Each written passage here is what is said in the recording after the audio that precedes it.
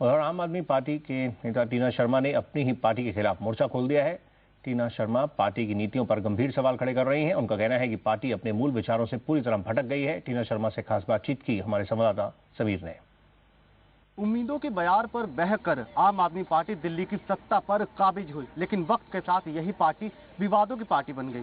Vinod Kumar Binni, captain Gopinath और मल्लिका साराभाई के बाद और अब आम आदमी पार्टी की अहम सदस्य टीना शर्मा ने पार्टी की नीतियों को लेकर विरोध जताया है। बात करेंगे हम टीना जी से।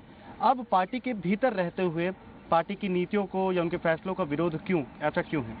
देखिए, पहली बात तो पार्टी के अंदर रहना, मुझे लगता है कि रहना या बाहर रहना कोई ज़्यादा मायने नहीं रखता है, क्योंकि आम लोगों ने ये पार्टी बनाई है और पार्टी के जो खास लोग हैं वो हम पे एक्शन कर सकते हैं। जब उनका मन करेगा वो हम पे एक्शन करेंगे। उनको मुझे लगता है कि आवाज़ें अच्छी नहीं लगती हैं।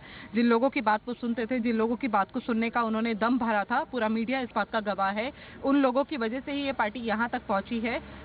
मैं सिर्फ इतना पूछना चाहती हूँ, मेरे जो प्रश्न है वो बहुत वैलिड है। मुझे लगता है कि अगर आप कहते हैं कि 1 करोड़ लोग जो हैं वो जो आपके मेंबर बन रहे हैं उनको आपसे कोई प्रश्न पूछने का उनको कोई हक नहीं है, तो मैं सिर्फ इतना पूछना चाहती हूँ कि ये वही पार्टी है कि जो इलेक्शन से पहले हर पावर को एक्सरसाइज कर रही थी। जब तक आप पावर में नहीं थे, आप बिजली के तार काट रहे थे, आप बैरिकेड तोड़ रहे थे, इंडिया गेट पे आपने शोर मचा रखा था। हॉस्पिटल जैसी जगह जहाँ का लॉ एंड ऑर्डर का सैनिटी रखना चाहिए, वहां पर आप अंदर घुस के पुलिस से झड़प कर रहे थे। और आज जब आप पावर में आए हैं तो 1-2 लाइनें देकर आप कहीं सांत्वना दे रहे हैं शब्दों की, और उसमें आप कह देते हैं कि अभी हमें चिंतन करना पड़ेगा कि इतने गैंगरेप दिल्ली में क्यों हो रहे हैं। तो मेरा ये प्रश्न है कि देखिए, जब आप पावर में हैं तो आप कैसे कह सकते हैं कि हमें चिंतन करना पड़ेगा? आपको तो एक्शन करने के लिए बिठाया है, आपको पावर में लोग लाए ही इसलिए कि आप एक्शन करें। कुमार विश्वास के शब्दों पे मुझे बहुत आपत्ति है। मल्लिका साराभाई के लिए, जो मशहूर नृत्यांगना है, और मल्लिका साराभाई एक सोशल एक्टिविस्ट है और महिला है। ऊपर से एक तरफ तो आप महिला मुद्दों की दुहाई देते हैं, महिलाओं की दुहाई देते हैं। शाजिया इल्मी भी यही दुहाई देती थी।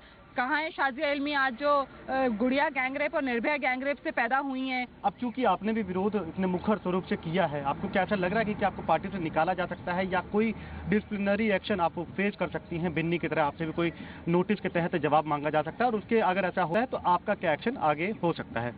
देखिए, मुझे लगता है कि अगर वो मुझ पे एक्शन करते हैं तो भी कोई फर्क नहीं पड़ेगा, क्योंकि मैं मेंबर हूँ, मेरा कोई औकात ही नहीं है, मेरा कोई लेवल ही नहीं है। एक आम आदमी की तरह मेंबर हूँ। पार्टी के साथ कुछ नीतियों को लेकर जुड़ी थी, कुछ अरमान थे मेरे, कुछ मन में था कि हम देश भर के लिए कुछ करेंगे। अपने सोशल एक्टिविज्म में जो थोड़ी बहुत मैंने जमीन बनाई है उस पर लोगों को इंसाफ दिला पाएंगे, क्योंकि मैं भी पावरलेस थी, सिर्फ आवाज़ उठा सकती थी, इंडिया गेट जंतर मंतर जा सकती थी, चैनल पे बैठ के डिबेट कर सकती थी, पर कहीं एक्शन नहीं करा सकती थी। तो हमें लगा था कि कहीं कुछ उम्मीदें बंधेंगी, लोगों को न्याय मिलेगा। पर अगर पार्टी वो न्याय नहीं देती है तो ये मेंबरशिप ज़्यादा मैटर करती नहीं है मेरे लिए। जाहिर बात है, जिस उम्मीदों का ताने बाने में बुनकर अरविंद केजरीवाल मुख्यमंत्री बने, उन्हें एक बार फिर से सोचना पड़ेगा कि क्या वाकई उनकी पार्टी इस गद्दी को संभालने के लिए कामयाब हो पाएगी।